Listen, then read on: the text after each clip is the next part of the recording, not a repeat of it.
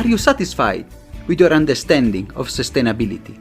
If you are not, imagine a journey together, a pluralistic one, with academia, innovators, startups, NGOs, all looking for solutions to the greatest challenge of our time.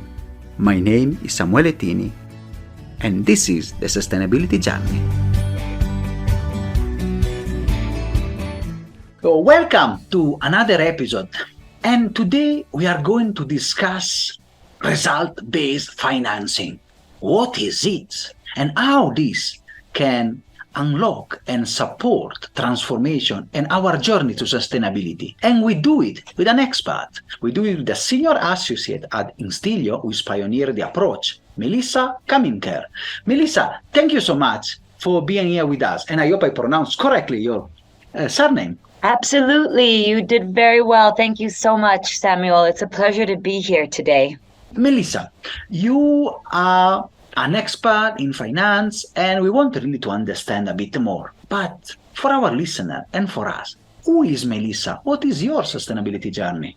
In terms of my sustainability journey, I started as a disillusioned human rights lawyer coming from the cold streets of London by way of Switzerland. Ended up in Kenya 12 years ago, full of aspirations for what the human rights field could do to really deliver impact for those most left out of the system. And quite rapidly, I was only meant to be in Kenya for 3 to 6 months. And within that time, I became quite disillusioned in the space. This was about 2011, 2012, thereabouts. And Kenya at the time was involved in a very high profile case at the International Criminal Court where some prominent politicians were on trial. And so I had written a blog post that got picked up as an article and circulated the internet looking at gender-based violence as a strategy during conflict. It was really just a personal piece that I wrote. And I was sitting in my office. At the time, I was working in monitoring and evaluation for a Kenyan-based consultancy firm here called Kaminker. And I got a call from the Netherlands. And when I picked up, it was the Office of the Prosecution from the ICC asking if I would testify as part of the criminal case because they had found my article. Even though I was not in Kenya at the time, the case was time of the atrocities that the case was investigating, which is 2007 and 2008, the political violence. I had written the article. It had nothing to do with Kenya. It was just very theoretical, but they were really trying to look for people to participate in this case. And I had to tell them, and really apologize to say, I was not here and I am nowhere near an expert. I cannot speak to this case. I'm so sorry.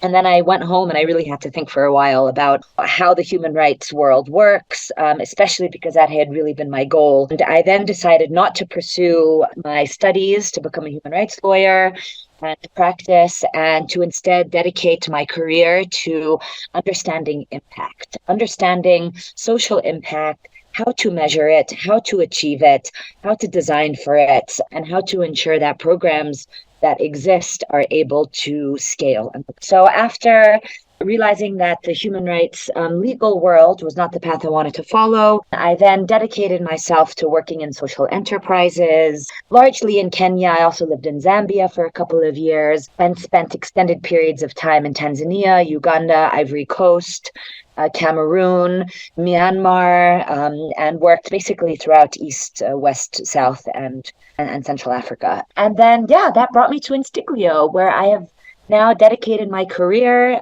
to understanding how development financing can be used more effectively by tying it to results and impact.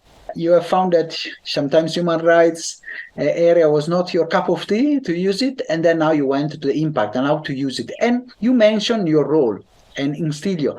So for the people that are not really familiar with it, what is the mission and objectives of the organization? So our vision is a transformed development ecosystem that ensures that every dollar of public funding and development spending achieves the greatest and most equitable impact possible. So our mission is to transform the way that development funders, with a focus on governments in low to middle income countries and also multilateral development aid agencies, to transform the way that they disperse their funding and to really transform them into effective institutions that can deliver radically enhanced social and environmental outcomes.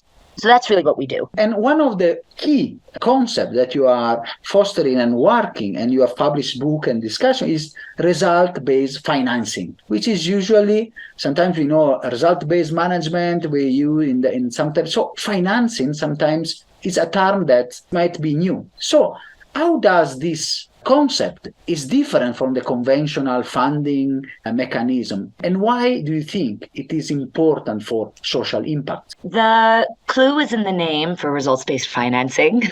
And so what it does is it ties funding, so development aid, to outcomes and to objectives that are verified, as opposed to paying for what projects cost. So instead of paying for budgets and for plans, and for strategies, it really tries to tie as much funding as possible. The reason why that's really important is because despite the magnitude of funding that's currently being distributed, global development efforts are falling short of the impact that they're meant to deliver. So just last month, I think it was the UN that came out with a report on the Sustainable Development Goals. And they regrettably found and stated that about 80% of the goals, either progress against them is weak, stalled, or in fact has gone into reverse. So this is really the challenge that we're facing right now. And a root cause of this problem is that major development funders, which include governments, as I mentioned, bilateral and multilateral aid institutions, are not adequately incentivized to measure, manage, and maximize the cost effectiveness of their funding, and then therefore the impact of their funding. As a result, few of these large-scale funders, really the individuals and the organizations with the power to have an impact, very few of them make the evidence-based decisions that are required to increase their impact. So what we're trying to do through results-based financing is to make funding conditional on outcomes. And this triggers a number of really interesting changes in the way that programs are designed and structured. For instance, the first thing that it does is it focuses the attention of both funders and implementers on results. So instead of focusing on the method of how something is going to be achieved, results-based financing says, we don't really care how you get there, just get there. And so this focus on results then, of course, also means that the results have to be verified, that there has to be high quality data. This is really important for the sustainability sector in particular, for instance, because of its emphasis on monitoring, reporting, and verification systems that are really needed for the carbon markets, for instance, or to confirm that there are reductions in emissions that are taking place. So by calibrating and by re-engineering the way that development funding is being structured and tying it to results, people now say, okay, we have to be really clear about the results that we're doing. So that's one of the main objectives and the main benefits of RBF. Another key benefit is the flexibility that it provides to service providers, where by saying we're tying your funding to results, not to your budget line items, results-based financing provides the flexibility for service providers to be able to innovate, to be able to change their programs according to needs on the ground as they rapidly evolve. Because it doesn't matter how many trainings you're giving, how many cups of tea, how many pens you are buying for your workshops, all these line items that would normally go into a budget. We're saying we don't care how to get there. What we're going to do instead is we are going to price the value of an outcome, and we are going to pay you according to how that outcome is valued. And of course, there it gets really tricky. How do we measure outcomes? How do we measure emissions and the social environmental impact of those reductions, et cetera? That really gets into the technicality and the fun of what we do. But yeah, I think for now, let me just pause there and say that, two of the major elements of RBF and the benefit that it brings for impact is focusing on results introducing the flexibility.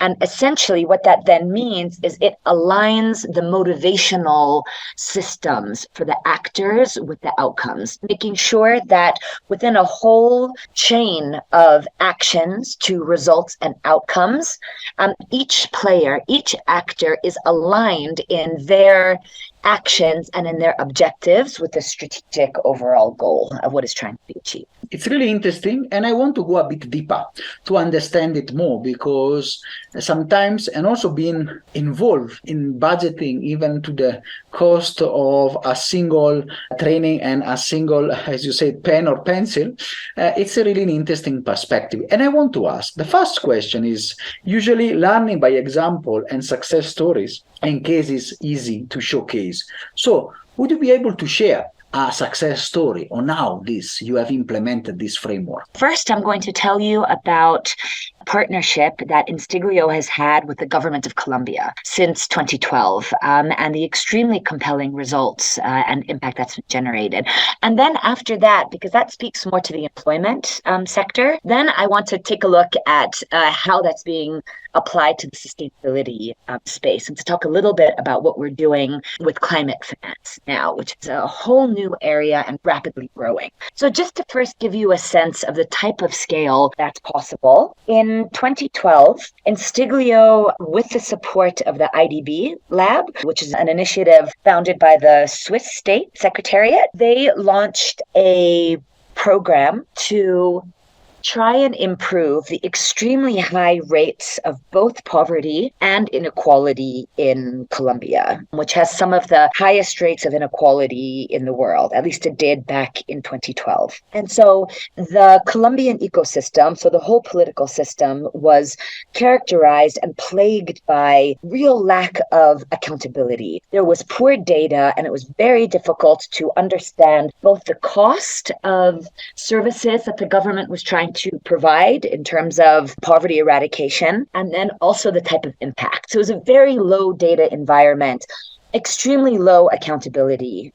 And so Instiglio came in and designed 7 different outcomes funds focused on employment, essentially saying, and each of those had a little bit of a different design, but taking some of the funding like bonuses and saying, okay, we're going to incentivize the government by tying financial and other incentives to the achievement of certain employment-focused outcomes related to the quality of jobs, related to job retention, related to recidivism, so the amount of people who were cycling in and out of unemployment. And so we worked for a while to design and implement these outcome funds. And then essentially, in terms of the impact, here are some of the things that were accomplished. 35,000 job placements.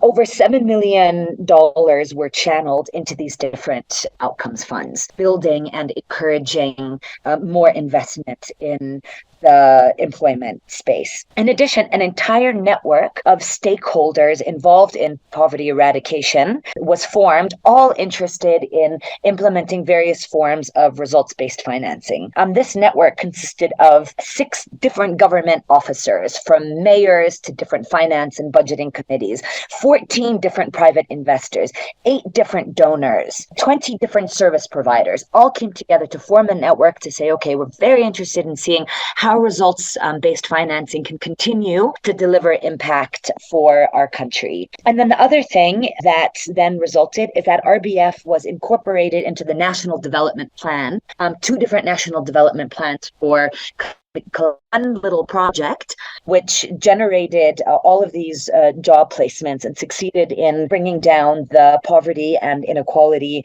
rates, could then be embedded within the whole national planning system and approach. The government of Colombia continues to be a very strong partner of ours. They are a global leader in results-based financing, which they have now deployed across a range of different sectors. It's an example of partnering with a national government, which is often very difficult to do, that has actually led to sustained impact, and where we have been able to scale back our technical support as the government has been able to introduce sustaining strategies to now embed and inculcate this culture of performance within the government. Fantastic. And the second bit is the private sector and the space of finance, especially in the carbon space. So I'm curious also to learn a bit more about that. The need for climate finance, is clearly extremely high. There is a massive funding shortfall, and therefore a lot of interest in how to both scale, so to increase the amount of financing, but then also make sure that that financing is effective, that it's really generating some good sustainable impact. So there are 3 examples of results-based financing facilities involving a combination of private and public sector funders. I think probably the most well-known of all of them is the REDD+ scheme, which of course provides incentives for reduced emissions. There are over 65 countries, I believe, that are part of REDD+ now, and that shows how compelling and interesting some of these outcomes-based facilities can be. Another one that is similar to that in the sense that it's focused on verified emission reductions is the Transformative Carbon Asset Facility, so an initiative by the World Bank. And they have dedicated, I think it's about $100 million of funding specifically for incentives to try and raise ambitions for verified emission reductions. And then there's another one, which is an initiative of the UN, but it is also encompassing, there are private investors, I believe, that are also involved, and that's Sustainable Energy for All initiative. So in that case, it's a $500 million fund providing incentives for the deployment of clean and sustainable energy solutions. So those are 3 examples of funds that, although they're largely being spearheaded by the public sector, they provide interesting models and examples for the private sector as well. With the private sector angle, is we have been providing technical support to the UK government's Department of Energy Security and Net Zero on the design of a new fund that they're in the process of launching called the Clean Innovation Pool Facility, which is looking to scale the innovation and adoption of clean technologies, while also creating and introducing a market shaping elements to the climate financing world as well. And the reason why this is really interesting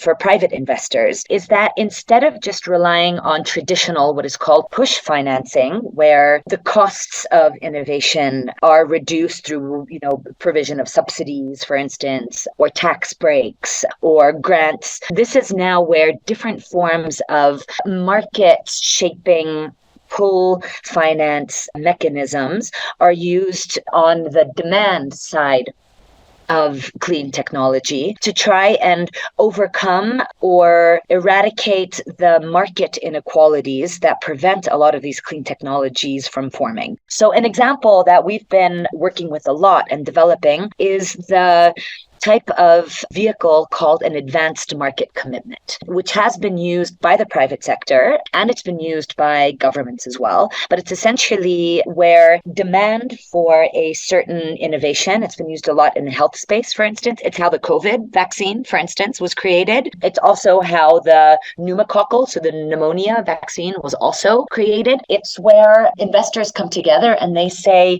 we don't care what the output looks like, but we are going to pay you if you are able to create a solution that can solve a problem for us. And we are going to guarantee a certain amount of market, a certain volume of purchases. And so now innovators, now that sort of demand risk have been accounted for, they can now really invest in coming up with new innovations. How this approach, often used in the health space, can apply to the clean technology space. And we're really looking at that with EVs at the moment, so electric vehicles. It's a really interesting perspective, and I want now to go a bit deeper. You have said that you work now with private sector, you're working with organization, government. But usually we know that change is difficult. Organizational change is one of the models that sometimes is one of also the most difficult. How to change procedures and way of thinking and work. New financing, your new model, the results-based approach can be a difficult. So what are those the organization usually encounter when transitioning from a, let us say, traditional financing model to this result-based financing model, and how you are guiding them in overcome those hurdles? The element of our work which gives us the most frustration day in and day out, and that is change management, especially at the scale which we are trying to achieve that change and with the partners. So at the heart of our strategy is to go to governments. And governments are very challenging to try and move quickly and to try and move in very systematic and comprehensive ways. And so indeed, some of the challenges that our partnerships and some of these implementing partners will face is, first of all, political will. There are often interests that are not always aligned with increased transparency and a focus on results, because it means that now the individual roles and the actions are suddenly going to be put under the microscope, and things are going to have to change, and people can be very uncomfortable with that. So first of all, it's the willingness. It's really that political support. A second challenge is results-based financing requires quite strong data systems. So some of these things that we're talking about, so it's the political will, those embedded interests, the robust data collection, monitoring, reporting, verification systems, the performance management systems, all of these are elements we call enabling conditions. So these are conditions that enable funders and implementers to, first of all, be able to price the value of an outcome. It's hard to do that when you don't have the historical data. It's also hard to do that when you don't know the cost that it's going to take to achieve if there haven't been proper record keeping. It's hard to really know the scale. And crucially, it becomes very difficult to know whether a program is on track to achieving the outcomes. Strong performance management systems are required for that, including the culture of caring about performance and reporting on performance. So I think those are really the main challenges we face. It's the data systems, the political will, and the performance cultures that often exist. Thank you for the very honest and clear explanation. Sometimes, change, even though results on the other side of the fence, they might be wonderful. Of course, just jumping the fence might be difficult. Another sometimes thorny issue that I also found, maybe on a much lower scale than yours, is how you balance the aspiration, especially of community, especially on this side of the world. When projects work comes, there is a lot of expectation. People expect a lot from the project. So how you manage that? The objective of stakeholders, sometimes legitimate and other, with managing the project towards achieving the outcomes that are there. It certainly is a challenge, and alignment is front and center of our approach. In fact, the raison d'être, or the philosophy behind RBF, starts from the principle of alignment. And so the way that we do that is by mapping the hidden incentives, the hidden agendas, and the motivations. We develop a theory of change for a program, for a policy, for a regulation, for an approach, and spend a lot of time on our diagnostic in the technical assistance that we provide to understand essentially two questions. Who stands to win in this program? Who is it benefiting? Second question, and probably the more important one, who is going to lose something in this? And it's always there.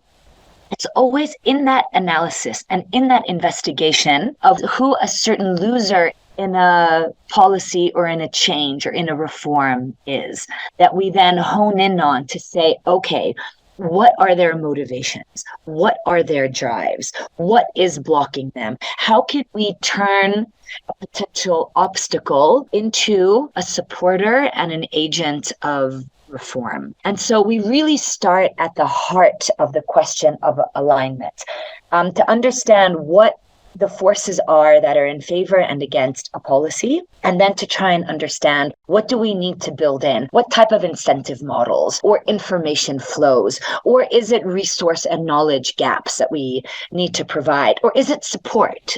Is it networks? What is it that's needed in order to turn these critical moments and these agents within the value chain into agents of support for the reforms? And not an easy one, especially we know that motivation and stride can also entrench people and huge fights, even in organization. We know politics sometimes even in organization, and even smaller organization can be a stumbling block on any change. Yeah, absolutely. And so aligning those, mapping them out clearly in advance and seeing where does the service of one actor intersect with the service of another actor, and then how can we get those two to speak the same language, or if not, to be aligned towards the same outcomes. What does that look like? That is our bread and butter. That's essentially what we do. Fantastic. The other question is like, how do you build partnership, especially in this part of the world, in emerging markets and frontier markets? Is not always easy. It's also a bit part of the politics of the work. How you can bring on board not only you, how you can scale your impact, and which is your strategy on that, and of course the challenges in doing that, because of course also donors and others, they might be jealous of their own garden rather than bringing on board towards a pooled area. To add another element to your question as well, not only is there a challenge of how to build the partnership, it's then how do you do it in a way that's financially viable for your business, company, consulting firm, NGO?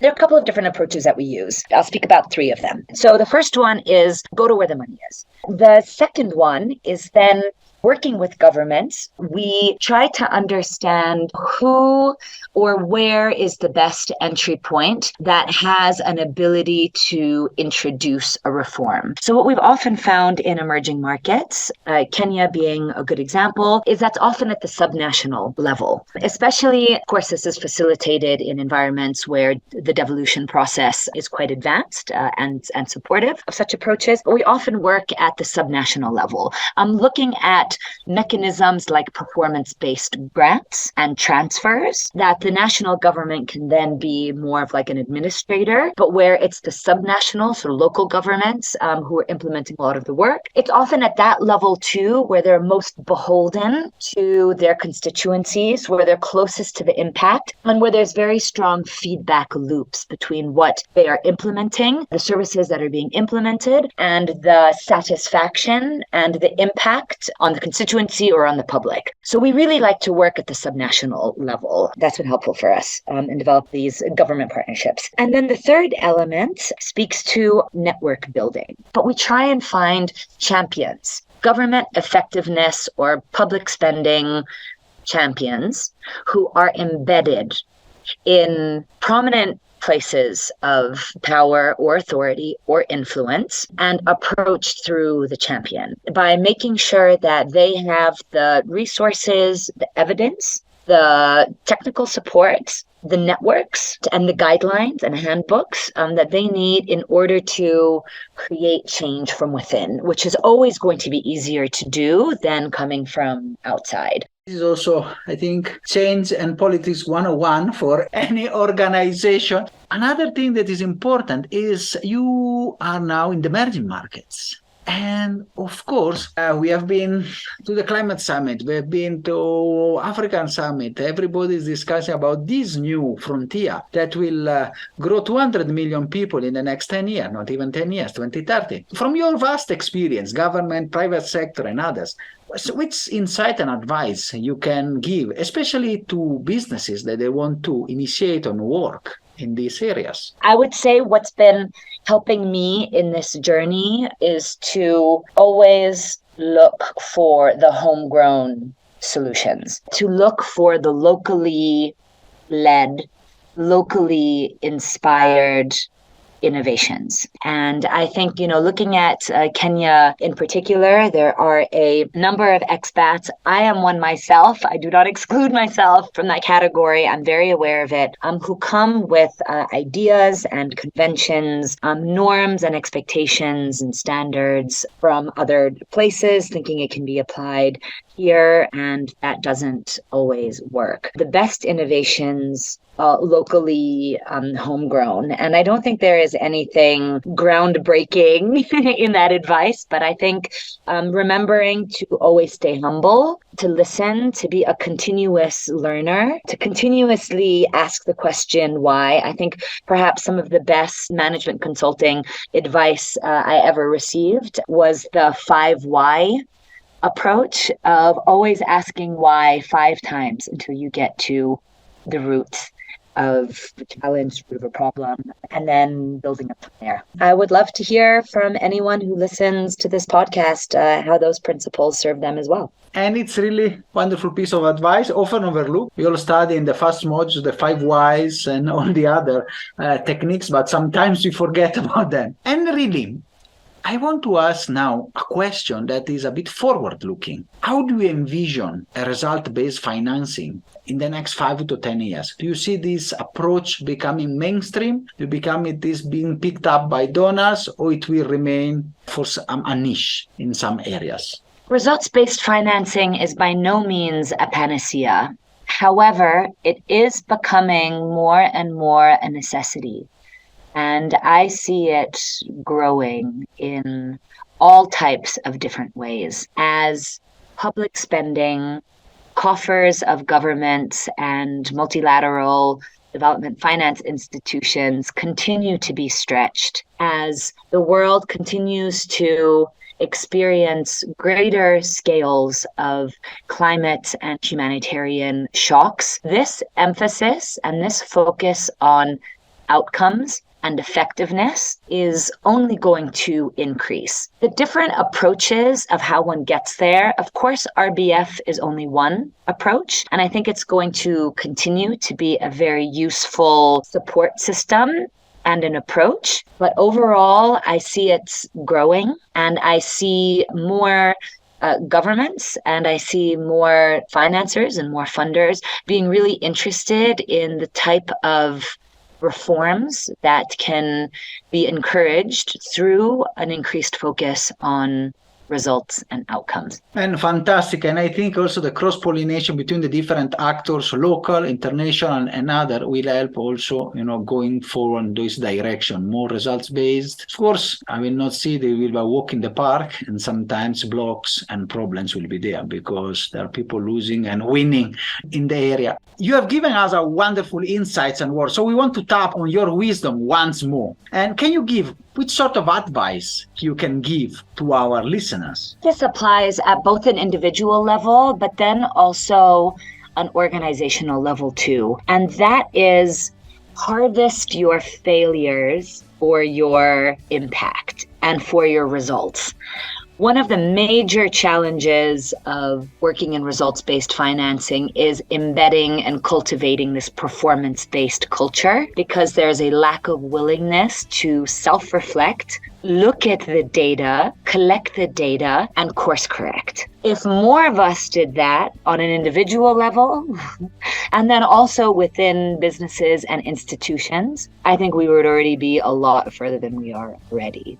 So to not be afraid of the failure, to seek friendship in failure, and to harvest it for success. Fantastic piece of advice. Often overlooked and sometimes put under the rug because, failure is blame, and people, it really needs also a culture and a change even in our organization works, and really, but it's really important, and I think that can be a wonderful piece of advice. If only I can pick that one, because it's often overlooked and it will make you go very far. So thank you so much, Melissa. It's been a pleasure and honor hosting you. Thank you so much. It's been such a pleasure having this wide-ranging conversation with you. Thank you so much, Samuel. Are you satisfied after this wonderful episode? Let's continue together our sustainability journey.